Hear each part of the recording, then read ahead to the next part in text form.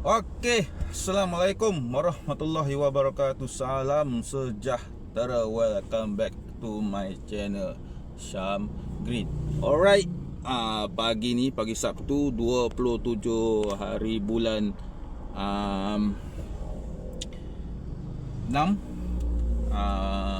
Pagi ni kita ada temu janji servis kereta di Pro 2 sebenarnya, PASB sebenarnya, iaitu Pro 2 yang baru buka asalnya tak silap daripada Balakong. Okey, sekarang kita on the way ke sana. Jam sekarang menunjukkan 8 pagi.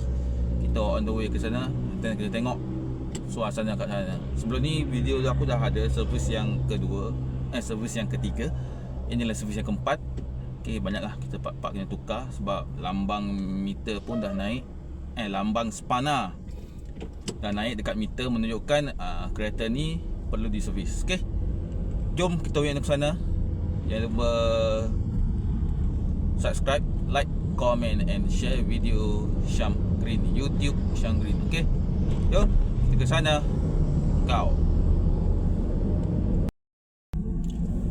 Okey, sebenarnya dah lama tak buat video ni, kerana tak ada masa, tak ada peluang, tak ada ruang untuk saya membuat satu konten-konten ataupun sharing perkongsian yang menarik kepada penonton-penonton semua. Ada masa saya buat, insyaAllah. Bukan tak nak kongsi, cuma mungkin masa tu terhad, masa tu tak ada sangat, sebab kadang-kadang kita pun busy, kadang-kadang kita pun sibuk dengan kerja, sibuk dengan hal-hal anak sekolah, rumah tangga semua. Okey, apapun, insyaAllah ada perkongsian menarik saya akan kongsikan kepada anda semua. Okey, jom, tak buang masa, cakap banyak pun tak guna. Let's go. PASB Semenyih, Pro 2 Service Center Semenyih. Let's go. Terbaik. Jangan lupa subscribe, like, tekan button loceng. Love you, gang.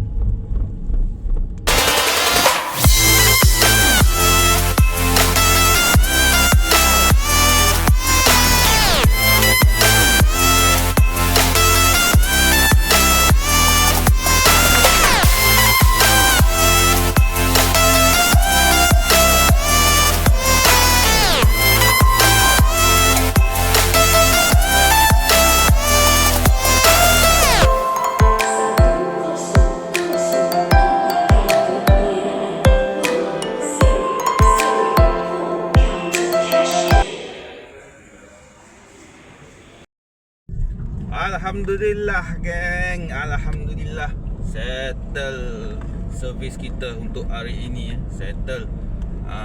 Jom sekarang kita nak ke Padang UKM.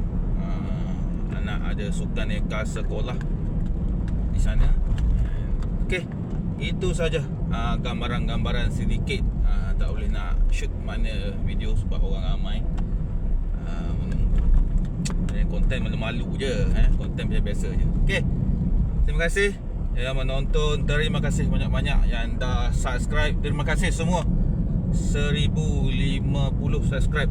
Terima kasih. Mana yang dah like, terima kasih banyak-banyak.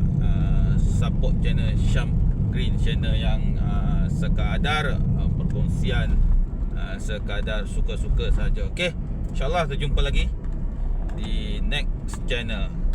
Okay, Assalamualaikum, bye bye.